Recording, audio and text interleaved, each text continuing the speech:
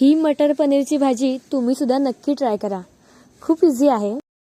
घरी कधी पनीर असलं की त्याची भाजी मीच बनवते आणि ती सगळ्यांना आवडते सुद्धा.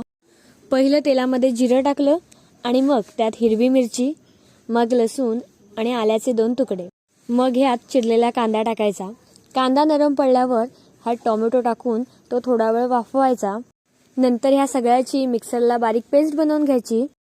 मग कट केलेलं पनीर ब्राऊन होईपर्यंत तेलामध्ये फ्राय करून घ्यायचं. नंतर यात जरासं तेल ॲड करून खडे मसाले टाकायचे आणि मग बारीक चिरलेला कांदा टाकायचा. कांदा नरम पडल्यावर ना ह्यात तयार केलेली पेस्ट टाकायची आणि ती थोडा वेळ तेलामध्ये परतून घ्यायची. मग यात थोडी हळद, लाल तिखट, गरम मसाला असं सगळं टाकून मिक्स करायचं आणि मग थोडंसं पाणी ॲड करून ह्यात मटार टाकायचे. मग चवीपुरतं मीठ टाकून झाकण ठेवून थोडा वेळ शिजू द्यायचं. मटार चांगले शिजल्यावर ह्यात फ्राय केलेलं पनीर टाकायचं आणि मग सगळं मिक्स करून थोड्या वेळासाठी झाकण ठेवून द्यायचं.